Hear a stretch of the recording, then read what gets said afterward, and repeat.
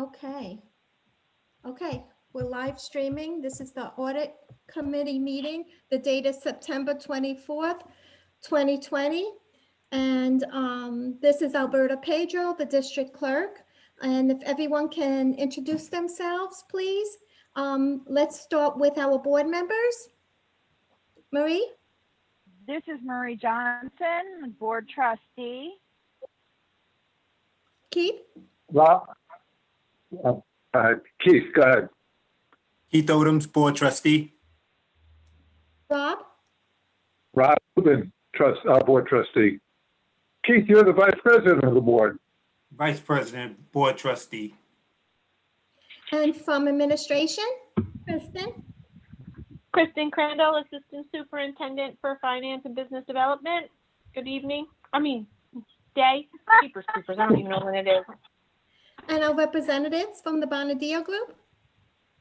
Alan Walther, I'm a partner with the Bonadeo Group. Joe Hero, I'm a principal at the Bonadeo Group. And we have a community member present who we are hoping will be sworn in today as an official member of the Audit Committee. Christine? Hi, this is Christine Silva, community member. Thank you, everyone. So Welcome, Christine. Welcome, Christine, again this year. Thank you.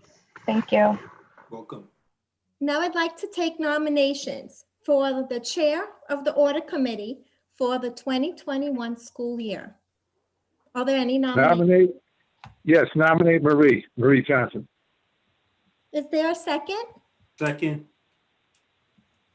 By Keith Keith? Odoms. Okay, thank you. Are there any other nominations for chair? Marie, would you accept this assignment? Yes, I will. Okay, I'd like to ask for a vote of the board members, please. All in favor of Marie Johnson, Chair of the Audit Committee, please raise your hand. And Rob, what is your vote? Yes. Okay, great. That's unanimous. Marie, you have been appointed Chair of the Audit Committee. Thank you. Congratulations. Thank you. I appreciate getting this the second year. I find it very fascinating. Let's get right into it. We're gonna do number 2, which is interest letters from community members. Christine Silva, and she served last year, and we were very blessed to have her with us. I would like to nominate that we accept her interest. Do I have a second? Second. Yes. Second. Keith Odoms. Okay, Keith. Any questions from anybody? No? Can we take a vote to have Christine as our community member? Aye. I, Keith Odoms. Rob? And Rob, yes, Rob, yes. Okay, it sounds like Christine, you're stuck with us for another year. Congratulations, Thank you. Christine. Thanks. So the next is oath of office. I believe Ms. Pedro is going to do that with you, Christine. Yes, Christine, do you have the paper I provided that has the oath of office? I do. Okay, are you able to go video? I'm not at this time. Okay. So what we'll do is we'll go through the oath now, and then at another time, later today maybe, I can do a video with you. Okay.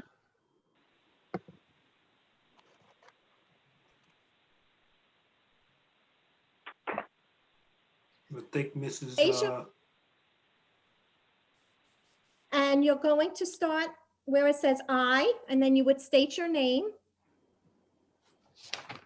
Okay, now? Go ahead, you can go ahead. Okay, great. I, Christine Silva, do solemnly swear that I support the Constitution of the United States and the Constitution of the State of New York, and that I will faithfully discharge the duties of public member of the Audit Committee for the 2020-2021 school year according to the best of my ability. Great, thank you. Congratulations. Thank you.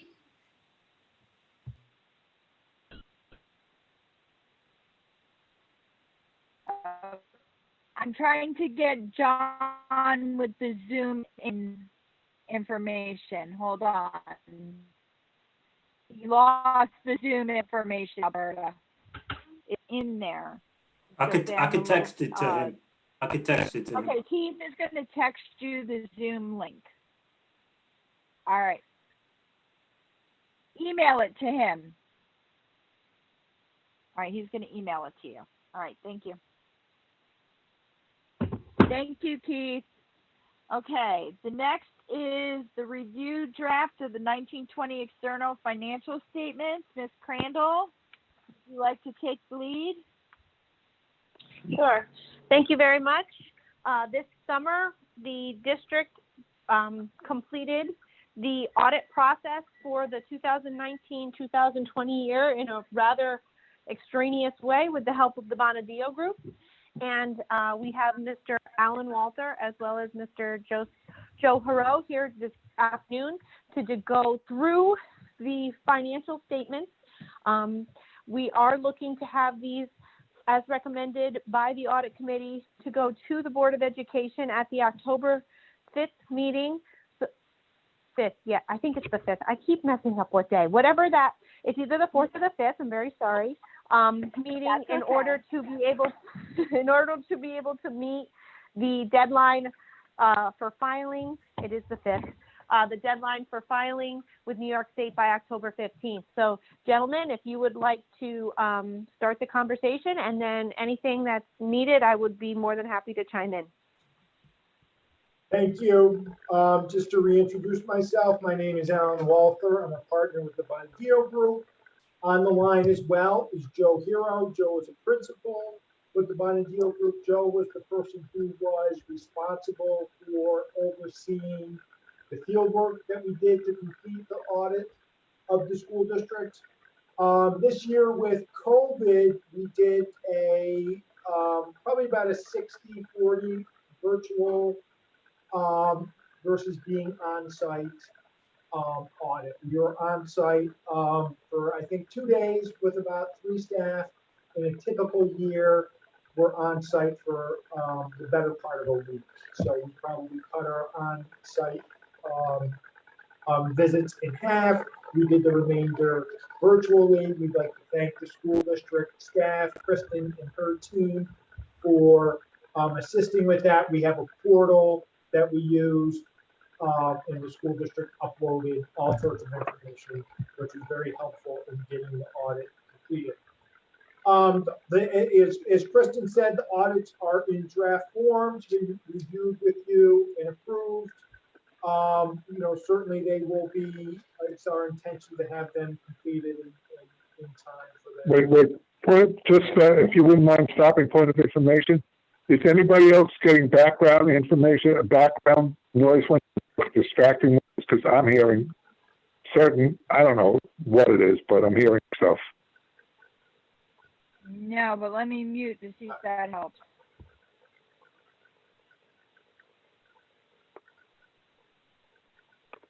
Okay, if other people can hear, I'll listen to the best of my ability. Yeah, I was not getting, can you hear me okay now, Mr. Rubin? Yeah, now, no problem. Yeah. Okay. Yeah, usually it works best if everyone else mutes. Anyways, as I was saying, the reports will be issued in time to file for the October 15th deadline. So we have a couple draft reports to review today. The required communications letter being the first report that I'd like to go over.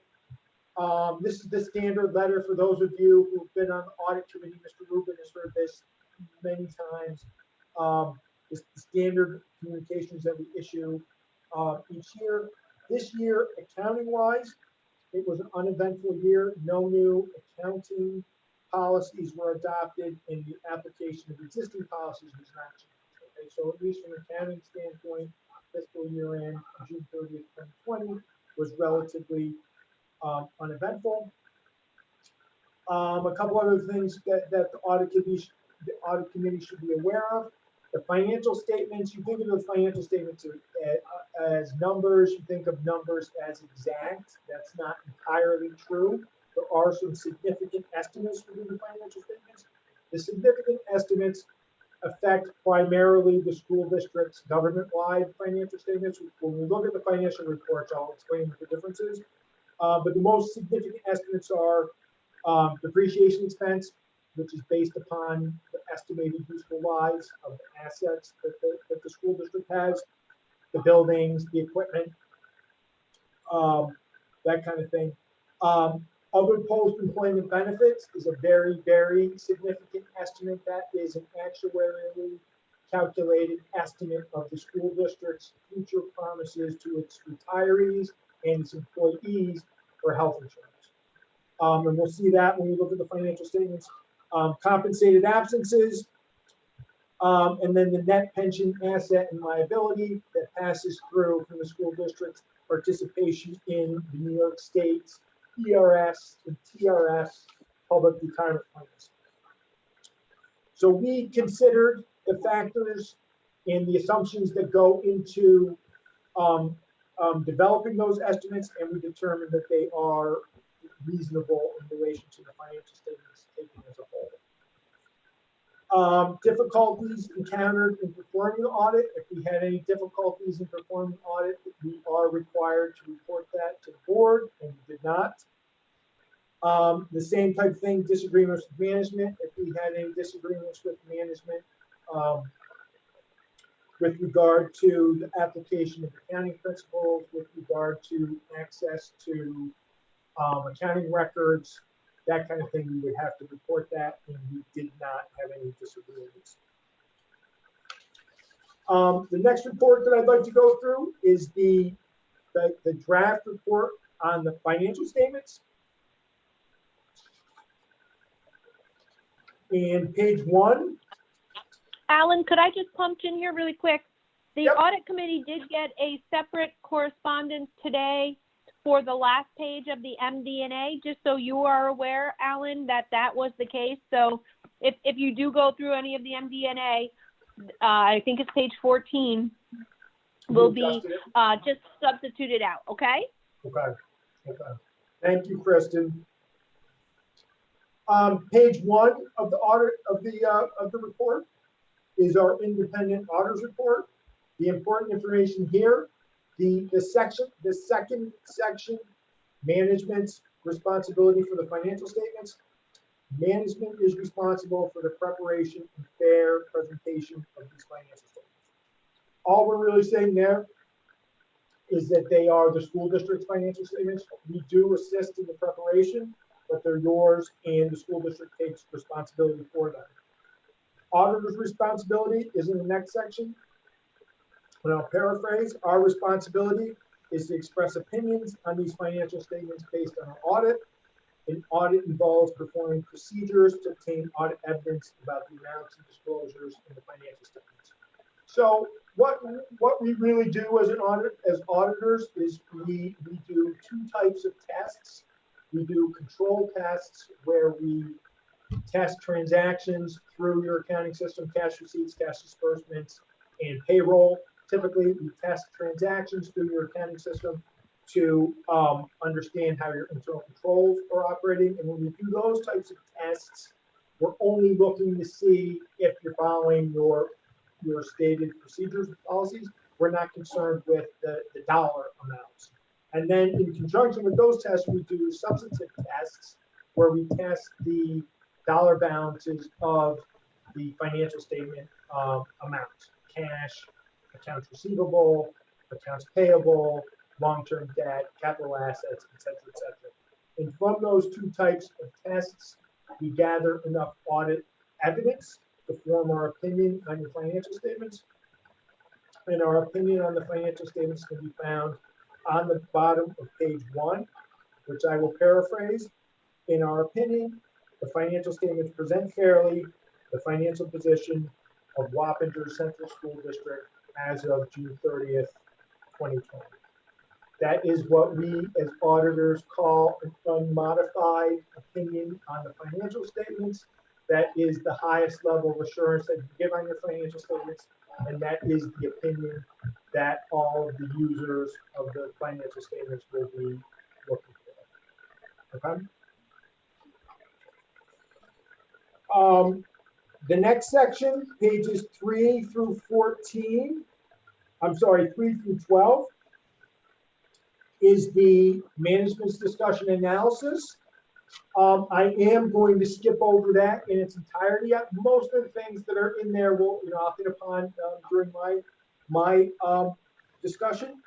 I would encourage the committee members, if you're not going to read, the entire 64-page document, do at least read the 10 pages of the management discussion analysis. It gives a good overview of the results for the year compared to the prior year, and it's written in somewhat layman's terms.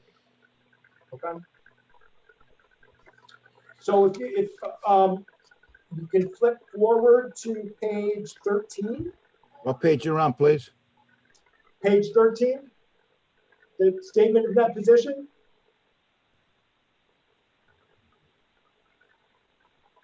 Go ahead, got it. Okay.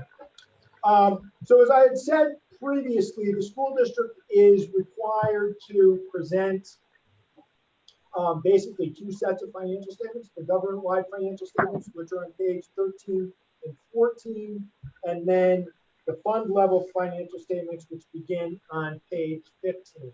The difference is the government-wide financial statements are basically all the funds of the school district combined together, and then adding in the long-term assets and subtracting out the long-term liabilities, and also considering all assets and liabilities using the accrual method of accounting, which means that you recognize assets or liabilities regardless of when they. Okay? Can I ask a question? Yes. On page 13, the very bottom line, you Yep. got total net position. We're obviously in the red. Yep. That long-term debt. I mean, can you please explain that number for me, please? Yep. So the total net position is a deficit of $697 million. And if you go up to your long-term liabilities, the biggest factor in causing the school district to have a deficit is the other post-employment benefits obligation, which is in excess of $1 billion. Well, let me say, is that over what period Mr. of time? Lumia, I'm Mr. sorry? Lumia, remember that this is something that we discuss pretty much every year. These are those benefits. I understand that. The for- question is, over what period of time is that liability? So that liability is actually, so what the actuaries I'm sorry, I do. lost you. I lost the sound. I don't know what happened. Can you hear me now? Can the rest of the group hear me? Yes, we can hear you. Okay. Yes. Can you read? Can hear. No sound. We can hear you, Mr. Lumia, I believe. I think you just said you can't hear us, but I believe we can hear you, Mr. Lumia. I can. Yeah. Well, I guess, I'll explain where that comes from, and you can pass this on if need be, I guess. So what the actuaries do is they take a census, a census that Kristen and her team provides to the actuary, and then what the actuaries do is they look at lifespans and they run that out until literally the last person dies. So it's until all of your employees and all of your retirees are no longer collecting. So it's No sound at all, Alberta. What's going on? I don't know. We're all good, so it might be your internet. Oh, does anybody hear? Yeah, We hear We hear you, you. Mr. Lumia. You have to mute yourself. We hear it all. John, you can have it when we hear you. The important piece to remember is that that number represents every current employee on an actuarial basis and the cost of their post-employment benefits. So Mr. Lumia was asking what's the length of that liability? It's to the last person that is currently hired is no longer alive. So I cannot give you a definitive date, but I'm going to say a long time, and that's the most technical term that I have. I like the long term. That's the perfect technical term. Yes. Yes. Well said, Kristen. Any other questions on the statement in that position? Okay. Let's move to, I just want to add one more thing. I'm so sorry. That number being a negative is not surprising, as many municipalities and districts, when we had to implement this, like 7, 8 years ago, right, that number is overwhelming. However, it is if we were to close shop today and we had to pay everybody out, that is the only way that number would come to fruition. yeah, yes, and to Kristen's point, if you compared yourself to your peers, right, other school districts of similar budget size and number of employees and similar compensation, they have some similar deficit in that position. Okay. Okay. Let's move on to page number 15, which is the balance sheet for the governmental funds.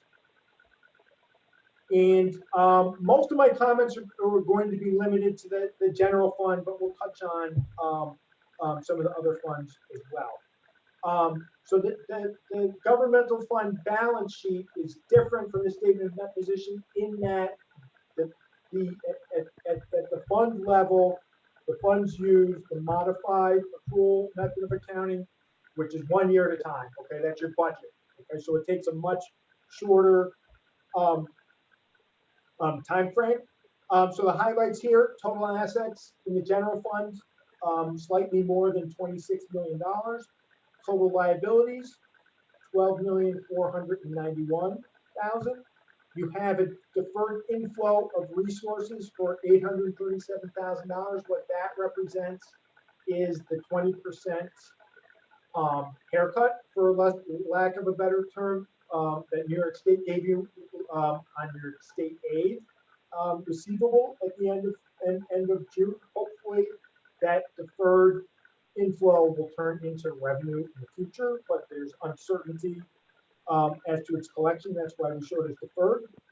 So the accounting formula is assets minus liabilities minus deferred inflows brings you to your fund balance.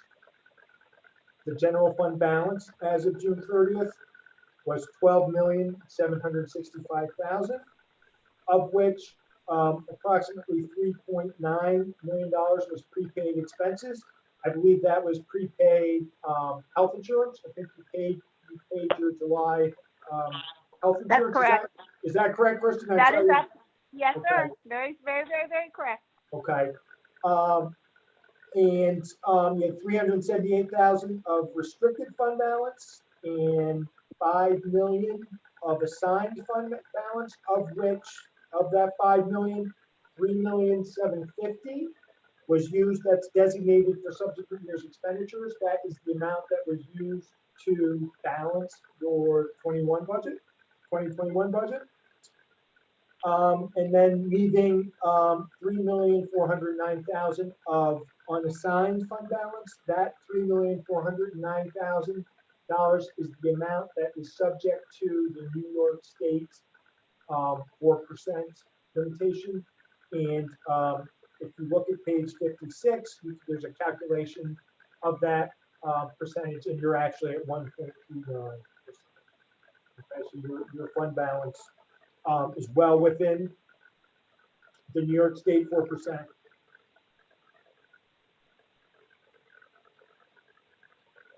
Mr. Rubin, do you have a question? No, I'm letting everybody else listen because as you started talking, I started getting that interference again. Okay.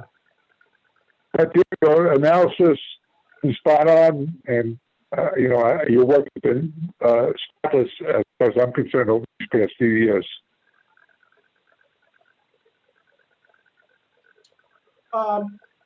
The capital projects fund, you'll notice, has a almost $46.5 million deficit. That should not be a concern.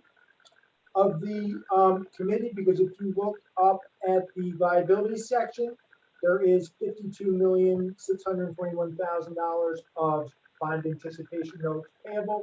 As those bond anticipation notes are either redeemed or converted into long-term debt, you will recognize revenue, which will offset that deficit. Okay, so while that number looks very alarming, it's really just a quirk of the way that governmental accounting works. The non-major funds are a consolidation of the special aid fund, the school lunch fund, and the debt service fund. There are supporting schedules beginning on page 61 that shows the activity in those funds.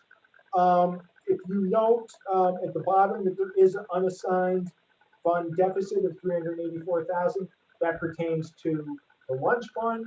This year, the lunch fund operated at a deficit, which we've seen pretty much across the board with all of our school district clients because of the pandemic.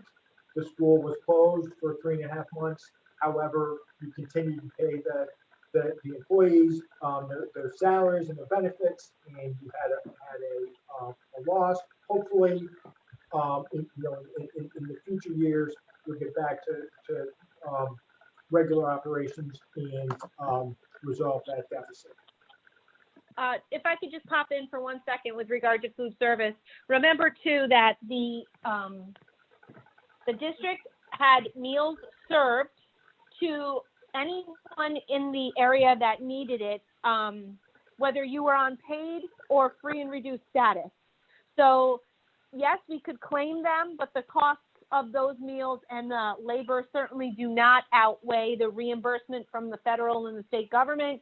So that added as well to the deficit. You know, those little Chipwich sandwiches that those kids buy at lunch that we have available and that are USDA compliant, I must say, none of that was available. This was your basic lunch, your basic breakfast, and that had a severe impact on the food service net operations as well. Thank you for letting me chime in. Those Chipwich sandwiches count as a dairy serving? They are allowable as an a la carte item under USDA, believe it or not, I as know. well as Pop-Tarts. I guess the Chipwich in the Pop-Tart lobby is pretty strong. Right? Just like ketchup, I think, is identified as a vegetable these days. So, okay. Moving on to page 17 is your. I guess the dog is mad at us, right?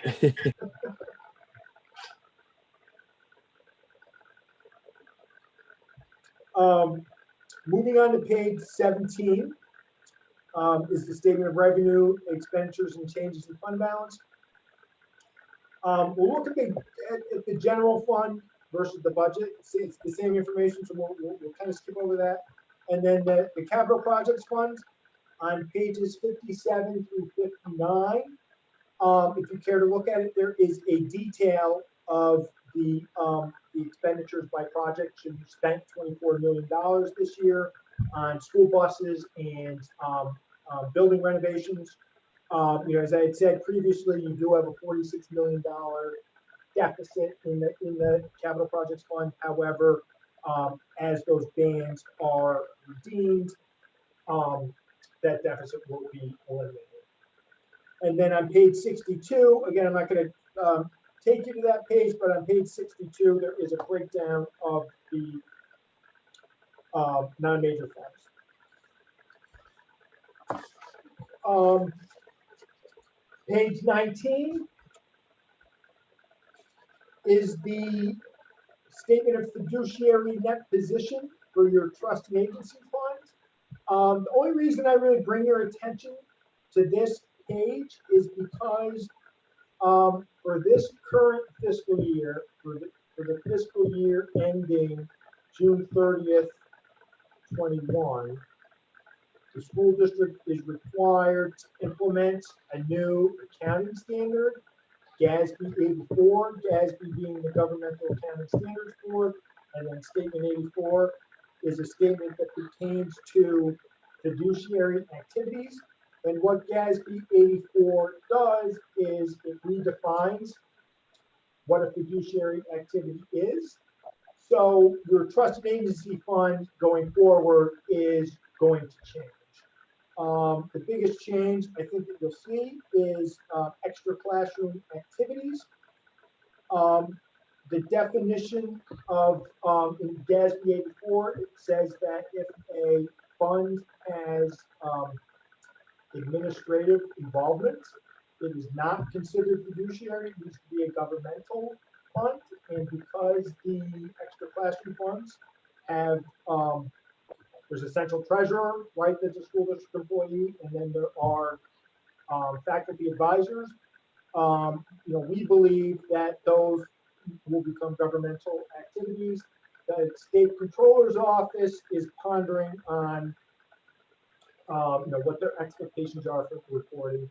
So we're staying on top of this, and we will let Kristen and the staff know any changes that need to be made. I think at present, just continue accounting as you have, and for June 30th, 21, we'll work through the required changes. At the entrance interview in June, you should be able to give us a little more information on that, correct, Alan? I would certainly hope so, Kristen, since it'll be, just days away from when everything needs to change. I do know that, we've had some, informal conversations with the people at OSC. And they're working on it. They had actually started revising, and maybe you noticed some of the changes. They started to revise the ST3 reporting to be more GASB 84 compliant. GASB 84 was supposed to be effective June 30th, 2020, but due to the COVID pandemic and the time part of the Governmental Accounting Standards Board, they delayed it for a year. So OSC is working on it, and I would hope, Kristen, it would be before June, but the state does not work that quickly at times. So pages 20 through 51 are the notes to the financial statements. As I had said originally, no new accounting pronouncements generally means there's no new notes.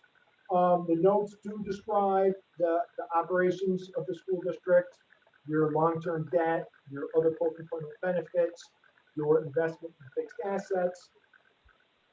The only thing that I will add is that on the very top of page 51, we did add a note regarding the COVID-19 pandemic, and we basically put that in there to alert the reader that there is uncertainty about the school district's New York State aid. Right? Well, that's I'm going to update that note. We have that one that's a little bit different. Pretty much says the same thing, but it's a little longer than the new one that we have. So I'll change that, but it pretty much says the same thing. Okay.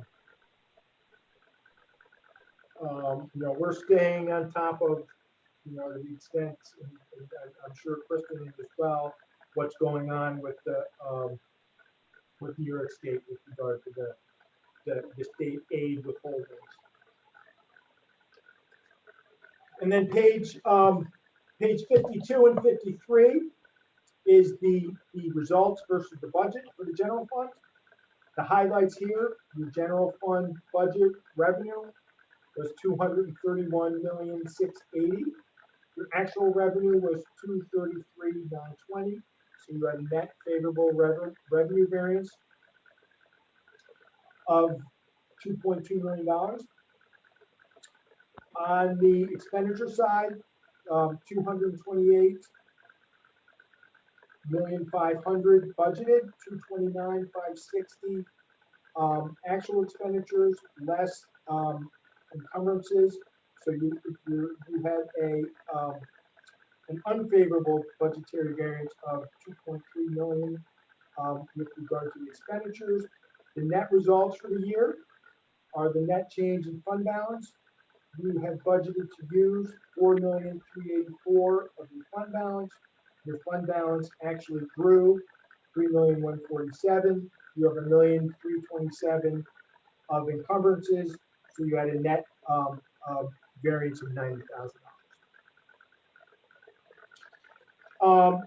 Pages 53, 54, and 55 give some detailed information regarding your participation in New York State ERS and TRS and the other post-employment benefits plan. Only comments that I'll make regarding those is the ERS plan, the Employees Retirement System, their evaluation date is March 31st, 2020, which if you remember back, that was probably the low points of the stock market. So the funding percentage has dropped for ERS from 96.27% to 86.39%. And for TRS, the valuation date for TRS is actually June 30th, 2019. So it goes back the previous year. And at June 30th, 2019, the TRS plan was 102% funded. Okay, so it was over 50%. That is the extent of my comments on the reports, unless there's any questions. One quick question. You mentioned revenue was 231 million, I believe you said. Yes, yep. Well, our budget was 245 million. Where did they, if the, whatever it is, 14 million come from? How are we going to recover that? Kristen, do you know? I mean, I have the budget as 231,860. Mr. Lumia, the Yeah. $245 million budget Is this year. for the upcoming Yeah. year. You're That's a year not behind, the one Mr. that we Lumia. just did. Yes, correct. Last year's, I'll- this is the 2019-20 budget we're comparing to the actual numbers. 245 is this year's budget for 2021.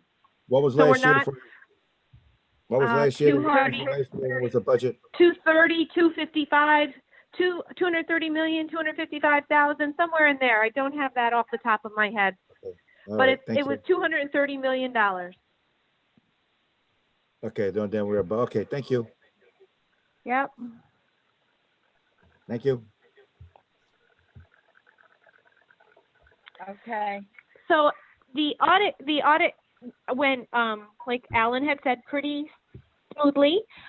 It was remote with a few days in the office. They were like the first crew that had been in our offices since we had closed down. And it was a different set of team members again. So it was wonderful, a new set of eyes. We met some very nice, courteous people, and it's always a pleasure to work with the Bonadio Group. And we continue looking forward to working with them in the future. Thank you. Thank you. Always, Thanks, you guys did all the work, Kristen, so thank you.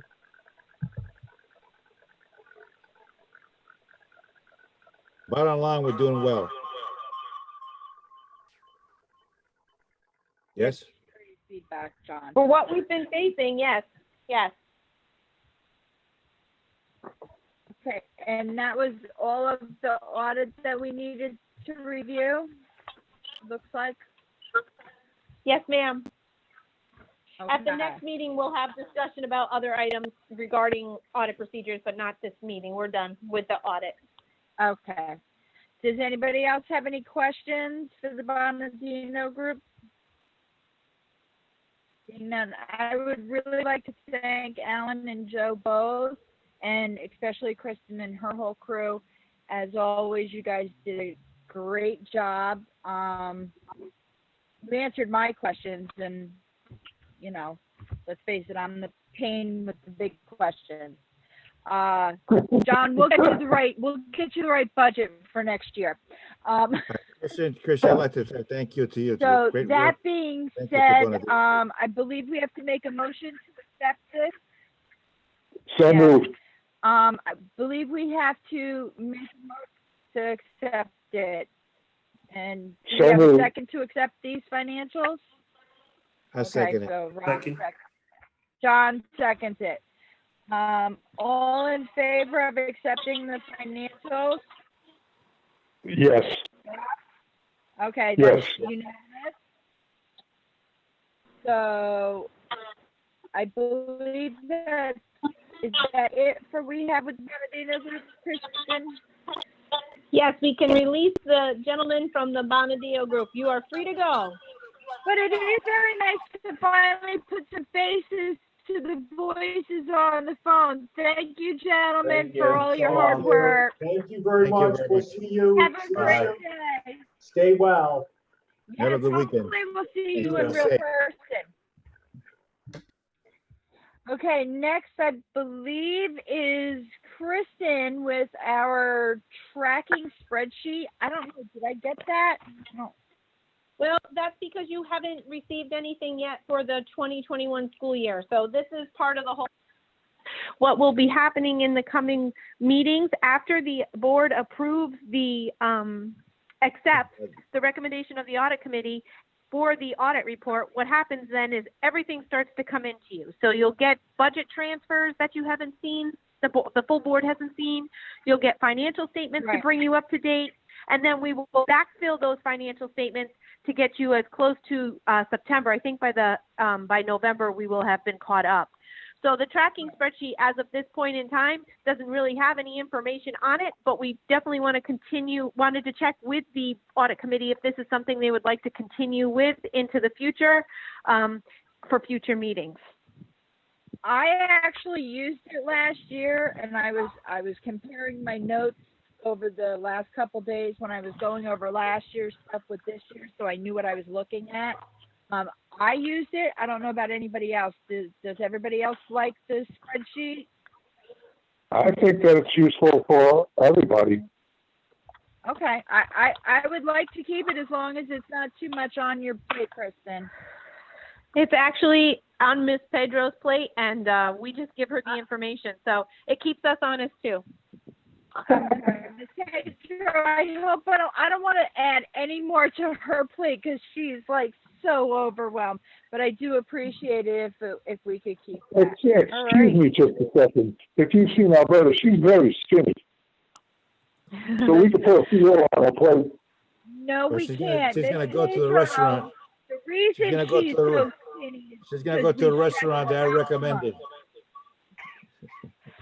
At the next meeting, we will have the 2019-20 tracking spreadsheet as well as what we have done for 2021 to date, okay? That is perfect. Thank you so much, Kristen. I appreciate it. All right, so that leads us up to number 6, which is set our audit dates for the rest of the year. I don't have a problem with them, and I know that all of our meetings are to be determined where we would have them via whatever happens with our state, we don't know.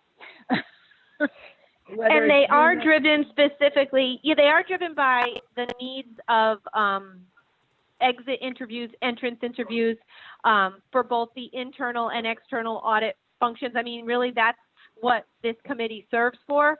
Right. But we will be, again, having conversations about what the agreed upon procedures will be, and I'll definitely make sure to provide everybody with what has been done of late, as we move through the process. And again, the meeting with the internal claims auditor has been included on every one, and I believe Ms. Pedro will just follow up with you, Ms. Johnson, as the committee chair, checking to see what is the desire of the audit committee as to when to meet with her and not. Now, Right. Sandra also knows that if she has any issues or concerns, she is to go see Ms. Pedro and definitely get right to you all with any issues or concerns that she has. Okay, great. Thank you. By the way, So I know Marie, Yes, Mr. Lumia. Mr. Rubin and Mr. Alderman is gonna make up the difference that the state is gonna deny us. He's going to deny us what? Money. No, I told you, I planted my money tree. I've got one in the backyard with Kristen's name on it, one with Alberta's name on it, and we're gonna figure this out. Either that or the three of us are running away. No, I have confidence that everything will come as it should, and that Ms. Crandall will not have to lose any hair this year through budget or audits. That is my Wonderful. prayer. That's a wonderful thing. Do these I dates pray work for everybody on the, oh, sorry. Do these dates work for everybody on the committee? Mr. Odom, Mr. Rubin, Ms. Silva, do they all work for you as proposed? There's Yes, no as of problem now, as they far do. as I'm concerned. Okay, wonder, Mr. Lumia as well? Yeah, he Yes. nodded yes. Okay, I see a thumb. I see a thumb. We're good to go. I just want to make sure. We don't want to, we tried to do this so that it wasn't on a That's a separate night big from a thumb. board meeting. And try to incorporate it as much as possible. Everybody has enough nights that they're out, so we're trying to do that as well. And our meetings usually run an hour at most, so we thought we still would have plenty of time for the board members to get to executive session as needed. Yeah. I don't know if I'm at this time. I don't know if I'm always available. Well, we'll yours love to is- see you whenever you can get there. Okay. Just bring your money. That being said, did anybody else have any further questions for us in here? No? Do we get a motion to adjourn the meeting? I make a Mr. motion to Lucia. adjourn. So moved. Second. Second by Mr. Rubin. All those in favor? Aye. Aye. Yeah. Aye, aye, Thank you. aye, aye, aye, aye. Mr. Odom and Christine, I appreciate you joining us again this year. And Thank Ms. Pedro and you. Ms. Crandall, thank you for all your hard work, ladies. See you later. Thank You as well. Thank you. Everybody have a nice, bye-bye, thanks. Bye-bye. Bye.